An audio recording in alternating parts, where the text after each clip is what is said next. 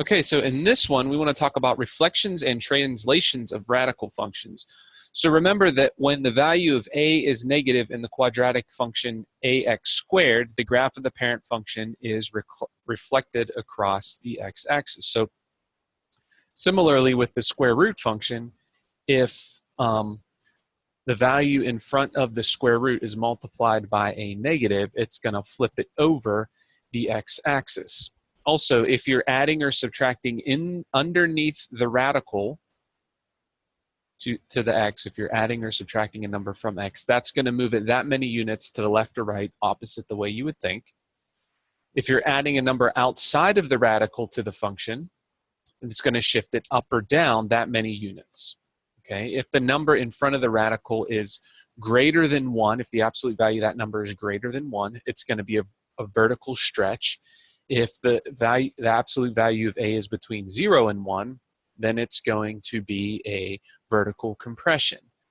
If a itself is negative, it's going to stretch it or compress it depending on the value of a, or the value of absolute value of a, and the negative is going to flip it over the x-axis. So let's check out one. Let's graph y equals negative 3 root x and compare it to the parent graph and state its domain and range. So again, make a table of values. So we'll just go 0.51 and 4. And those are the corresponding y values. Are negative 2.1, negative 3, and negative 6. How do we get negatives? Because you're taking the square root of the number and then multiplying it by negative 3. And you see how it reflected it over the x-axis, and now it looks like the bottom half of a parabola. And notice the graph is in the fourth quadrant. It's obtained by stretching the graph of y equals square root x vertically and then reflecting it across the x-axis. The domain is x greater than or equal to 0, and the range is now y less than or equal to 0. Okay, here's a couple for you to try. Go ahead and pause the video. Okay, we're back. So here's what we'll do. We'll go to the y equals menu and put in negative 2 square root x, close the parentheses, and do our table of values. So it's at 0, 0 again. And what I'm going to do is I'm just going to go 1, 2, 4, 6, 9. We get those numbers. And I'll just leave 10 on there. So at 1, it's at negative 2. At 2, it's at negative 2.82, which is almost to negative 3. At 4, it's at negative 4. At 6, it's at negative 4.8, so almost 5. And at 9, it's at negative 6, so right there. Okay. So the graph of negative 2 root x is compared to the parent graph of the square root x. It's the graph of the square root x stretched vertically by a factor of 2 and then reflected over the x-axis. The domain is x such that x is greater than or equal to 0. The range is y such that y is less than or equal to 0. And it has a maximum at the origin, 0, 0. Okay? Pretty cool. Other one, negative 4 times the root x. So all we're doing is just changing this to a 4. And it's going to look very similar when we graph it. It's just going to be stretched by a factor of 4. So at 0, it's at 0. At 1, it's at negative 4.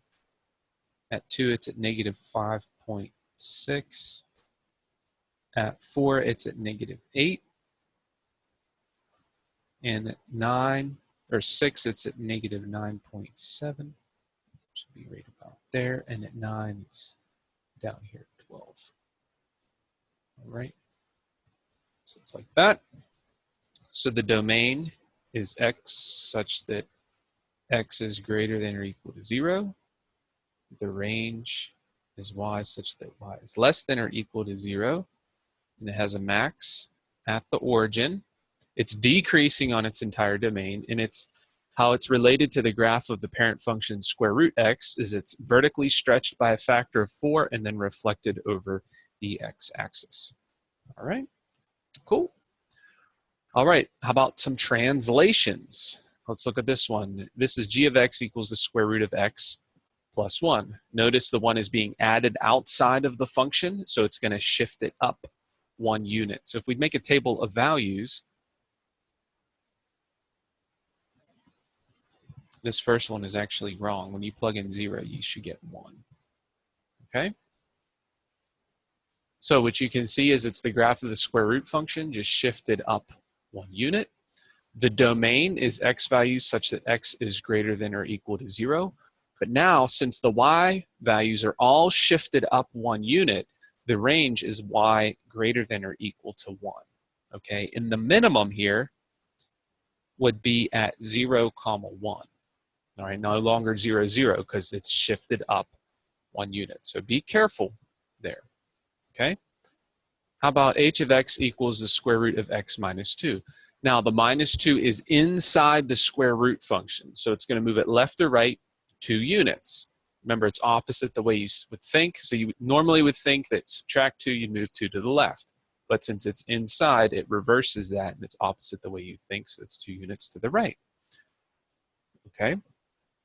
So notice you can't plug in 0, because 0 would make you have a negative number for the radicand, which you're not allowed to take the square root of negatives. Also would 1. In fact, any number up until you got to 2 would make the number under the square root 0. So you actually have to start at x values of 2. So we did 2, 3, 4, 6. If I graph it, you could see it's the graph of the square root shifted 2 units to the right. The domain in this case is now x greater than or equal to 2, because the whole graph is shifted 2 units to the right, so it starts at x equals 2 here. And the range is y greater than or equal to 0, because we didn't shift it up or down. Okay? All right, here's a couple for you to try. Go ahead and pause the video. All right, we're back. So I have the g of x equals square root of x minus 4.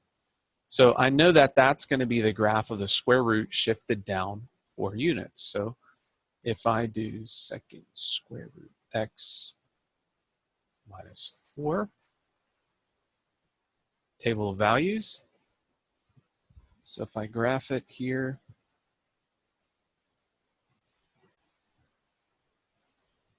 we'll just go out to 6.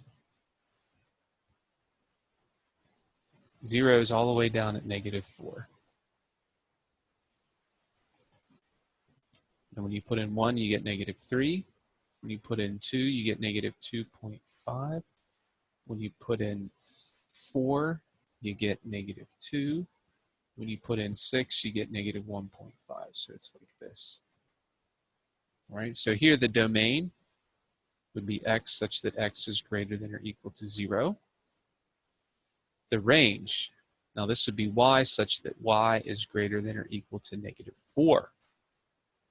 Okay, because it's the whole graph. Normally the square root function starts at 0 and goes and increases, so the range is y greater than or equal to 0. But all of that is shifted down 4 units, so it starts at negative 4, and y is greater than or equal to negative 4. So this is just a graph of the square root shifted down 4 units. Okay, how about h of x equals square root x plus 3? Since I'm adding 3 inside the square root, then I'm shifting the graph of the square root function 3 units to the left. So normally square root would look like this. I'm shifting 3 units to the left, going like that. And notice I can put numbers all the way down until negative 3, and it would still work.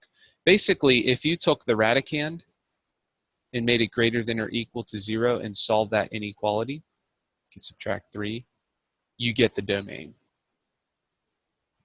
Because those are the numbers that you can put in that would make it positive, right? Because you can only put in, or non-negative rather, you can only put numbers in that are greater than or equal to 0. So as long as x plus 3 is greater than or equal to 0, and I solve that for x, just subtract 3 and you get x is greater than or equal to negative 3. So that would actually be the domain, and then the range. Here we didn't shift it up or down, so it's still y is greater than or equal to 0. Now if I do a table of values, plus 3, make sure you put the plus x plus 3 in parentheses in the square root. Now I'm going to do a new table of values starting at -3.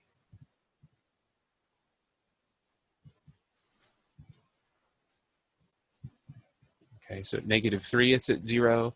At -2, it's right here at 1. At -1, it's at about 1.4. At 0, it's up here at 1.7. And then you can get the rest of the graph there. Okay, pretty cool, huh? So physical phenomena such as motion can be modeled by radical functions. Often these functions are transformations of the parent square root function. So the Golden Gate Bridge is about 67 meters above the water.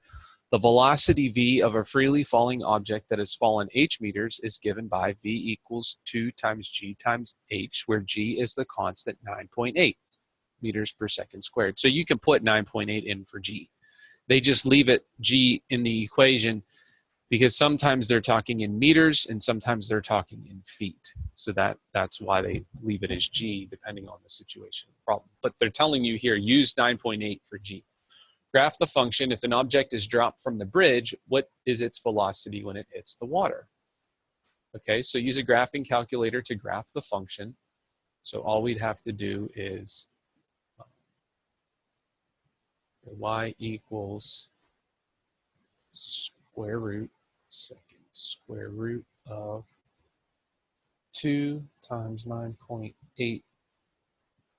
And h is the variable, but we have to use x. If I hit zoom fit, see what it gives me. There's the graph. There's a square root graph. Okay. So here's the picture that we got. And what they did was they adjusted the window. So they went to window, and we can go, x goes from 0 to 100. Make our tick marks go by tens. And y can go from 0 to 100. Make those tick marks go by tens. Now if I graph it there, it's going to look a lot more like what they had. And so that's the graph. If an object is dropped from the bridge, what's its velocity when it hits the water? Okay, so if the bridge is 67 meters above the water, then that tells me that h is 67. So what I'll do is second table and put in 67. If I put in 67, I get 36.23, and that's what they had here. The other way to do it from the graph is if you hit second, trace button is calculate, and I want to calculate a value. Hit enter, and then just put in your x value, 67. You get 36.238. Okay? Pretty cool, huh? All right, the other thing we can do is just evaluate the function at 67. So 2 times 9.8 times 67 would give you square root of 1,313.2, which is 36.2 meters per second. So the velocity of the object is about 36.2 meters per second after dropping 67 meters. Okay, so let's use the graph to estimate the initial height of an object if it's moving at 20 meters per second when it hits the water. So this one's a little bit different because what they want us to do is they're giving us the velocity. So we got to figure out when is this equal to 20. So one thing you could do is hit the trace button, and I want to know when my y value is 20. So if I move to the right, you see the y values are getting bigger. If I move to the left, I just move until my y value gets to about 20. Okay, so it's 19.9 or 20.4. 19.9 is closer. So x, or h in this case, has to be about 20 meters. About 20 meters high when it hits the water. Okay, or 20 meters above the water, rather. Okay, all right.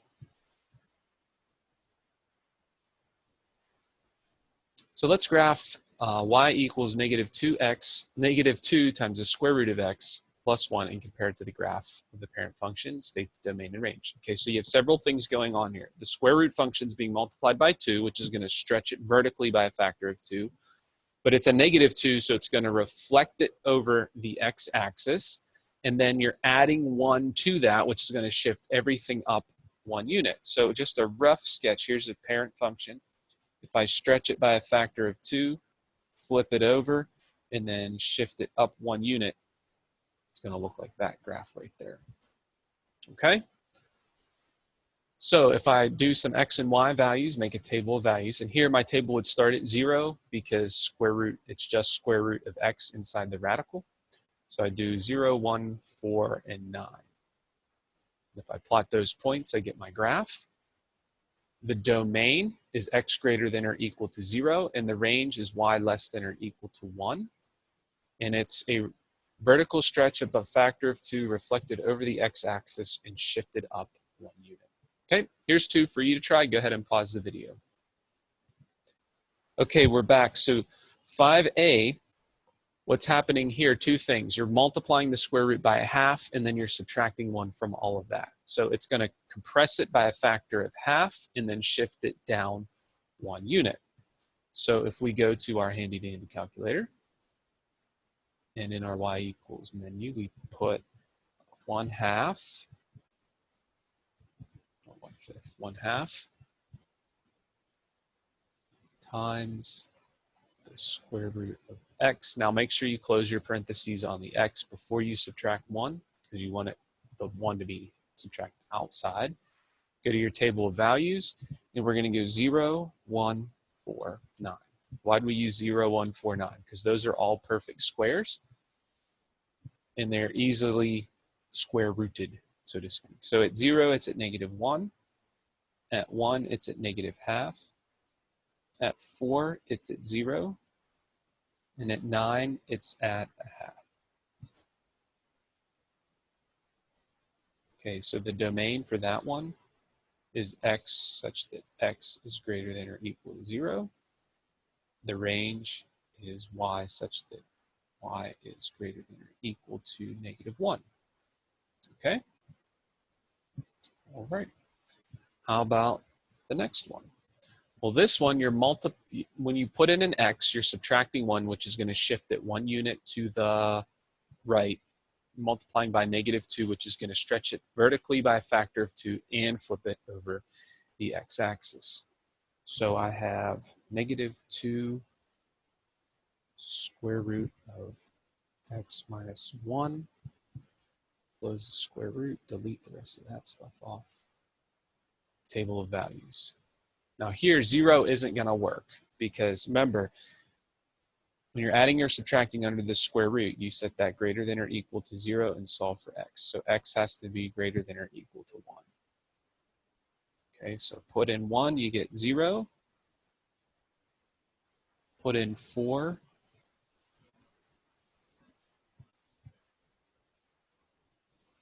Actually, let's do 5. If I put in 5, you would get negative 4. And if you put in 10, you would get negative 6, which would be right about there. Okay? All right, so this is the graph. Stretched vertically, or shifted 1 unit to the right, stretched vertically by a factor of 2, and reflected over the x-axis. The domain is x such that x is greater than or equal to 1, and the range is y such that y is less than or equal to 0, not 1. Okay? All right, guys, that's it for this section. Please continue on to your assignment. And as always, reach out to me if you have any questions.